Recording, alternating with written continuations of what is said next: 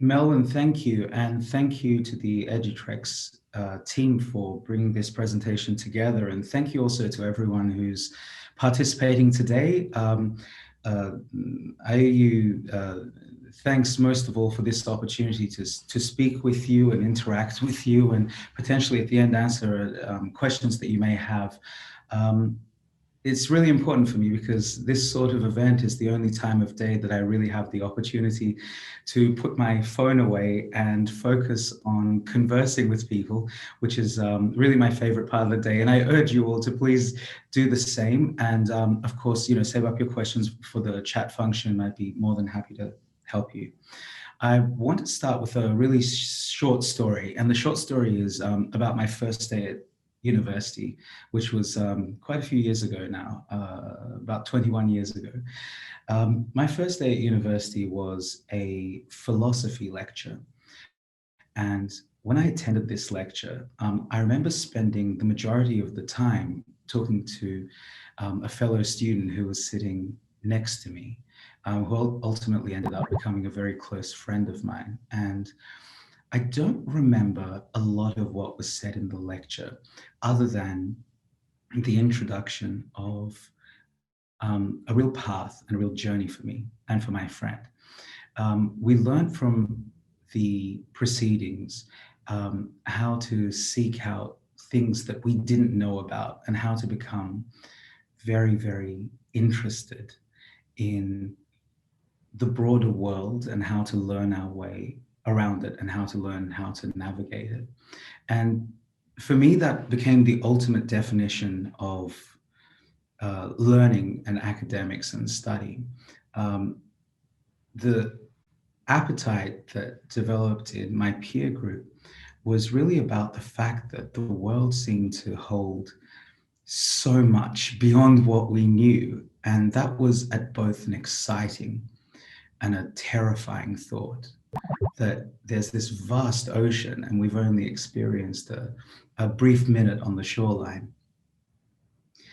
Around the same time that I'd started studying myself, a relative of mine, a cousin of mine, had moved abroad and was seeking to study in the English language for the first time. And he was really sort of inspired by my stories and my friends' stories about what a great time this was for us. That how the leap from high school to university was such a major thing and a major part of our development. He had a very different experience. He did not know the English language very well, and he was living outside of his home country for the first time. And he ended up not, and keep in mind, this was 21 years ago, he ended up not being able to enroll ultimately. And being directed by the university he was trying to enroll in at the time, keep in mind a couple of decades ago, to go to another center of learning outside of the university premise and enroll in language classes and possibly a vocational course. And then should his English improve, then come back to the university structure and study. Now, he did that, but what happened is his path and his original passion diverted entirely. That set him off onto a different course altogether. What I'm really proud of at the moment is in the past couple of decades, the opportunities, particularly for international students who travel outside of their home countries to study, has become an incredibly smooth one, in which students are very easily able to adjust to a university of their choice, or a center of tertiary learning of their choice. The organization that I work for, Navitas, is a global leader in what we call pathway programs, and we have over 36 partnerships around the world. You're in Dubai, where I'm based, across Australia, New Zealand, Singapore, UK, and outside of the UK, across Europe and North America, Canada, and the USA. And essentially what we do is assist students to achieve their academic career goals outside of their home countries. Now, the topic of my speech today is, why does it matter that I study abroad? Well, ultimately, one might argue that it does not matter that you study abroad, but I have a very short time to tell you that if you do choose to, there are opportunities out in the greater world which is going to make your decision to travel abroad matter. Let me start from here. When you go overseas as a student, or when you have, or when you're responsible for students traveling abroad, we've worked for over a decade with various student sponsoring bodies and organizations, proudly so, from Oman, the GCC, Middle East, and elsewhere.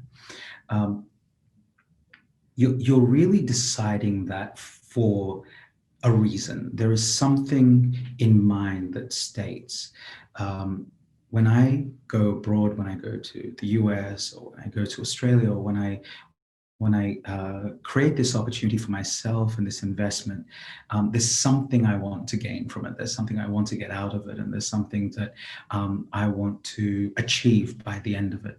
Now, believe me, a university environment is not about the rankings of the university and the prestige that a ranking goes to. I always advise parents to do what I call look beyond the rankings. Rankings are a number that simplifies in a very large, in a very massive way, something intangible down to a small tangible.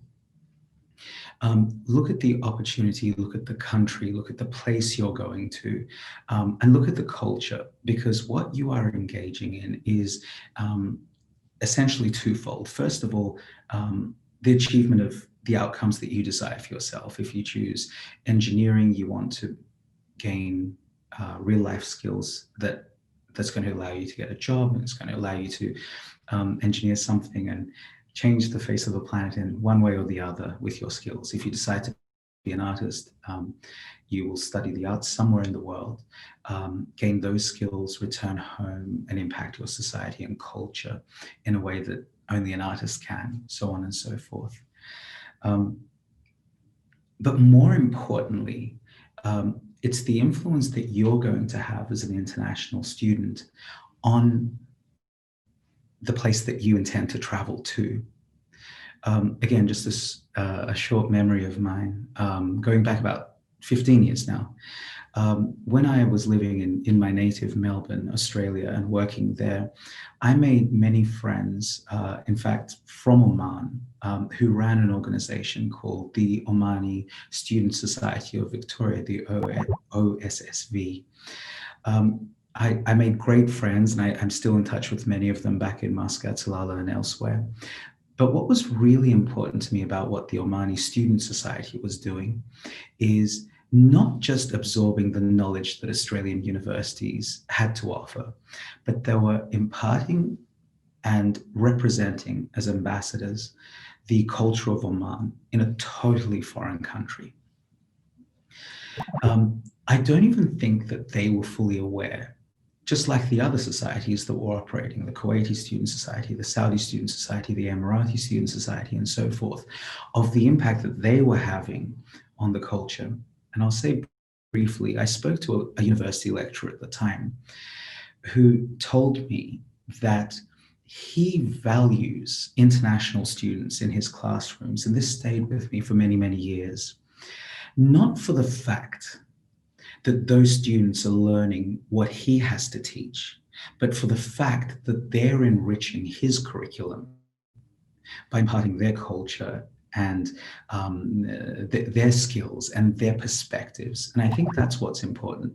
Anyone who chooses to be an international student, so by definition, travel outside of their home country to gain a foreign degree in a foreign curriculum, is actually A, an ambassador of where they're coming from, and B, someone who's out to gain new perspectives from new nations, new universities, and new pedagogy and teaching styles, and import that back into where they came from. And this is a really important cultural exchange, social exchange, and so on. Now, to come briefly to the point, which I think is on everyone's mind, in the past 6 to 8 months, the world as we know it has changed dramatically. a pandemic has changed the way that we live our lives, the way we interact, um, the way that we go about planning our future. From the very subtle, for instance, saying, well, I don't know whether I can travel home for this holiday or that holiday, to the more major people who have perhaps decided to study abroad or to sponsor students to study abroad. This is no small thing. I think for most of us in our lifetimes, we've seldom seen a singular event change essentially the face of the planet and the face of how we interact with the world in one fell swoop. But that's exactly what's happened. What's come from the pandemic has been deeply tragic and worthy of serious consideration in every regard. There's nothing about it to be happy about, but there is one thing I'd like to share.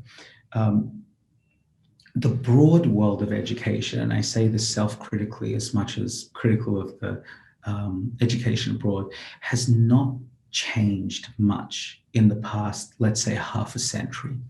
Essentially, classrooms run the same way, the textbooks run the same way, the way we show up to class, the way we absorb the information that's imparted is delivered in the same manner. Now, if we consider the classroom as a microcosm of the world at large, it's where we, rather than living out in the world and gaining skills over, say, 50 years, can compress down to 3 or 4 years through the art of teaching. Well, since the world has developed, that should also develop. And one thing that's come in this time of crisis is across the education industry, a banding together of experts, students, teachers, learning and teaching professionals, and administrators alike.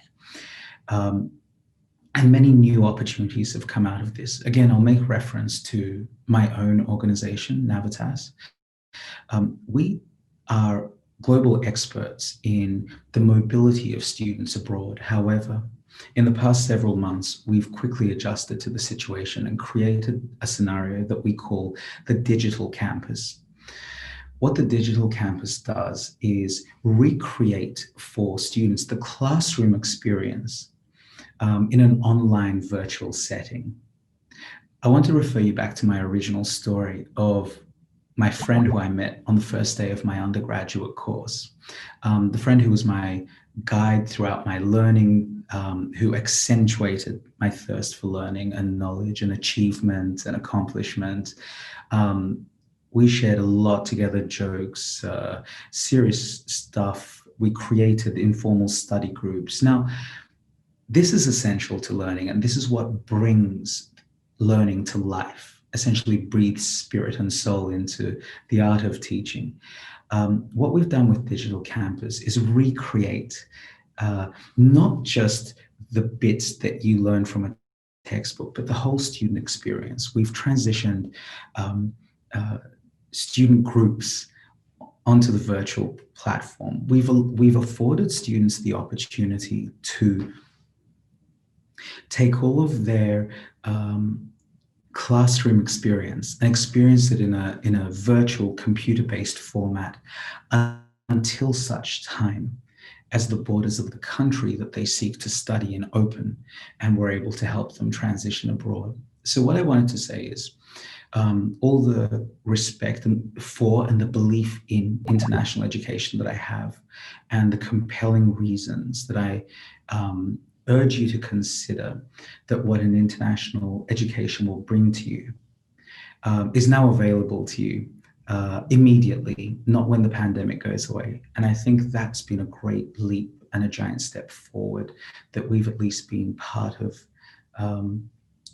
creating the opportunity for students.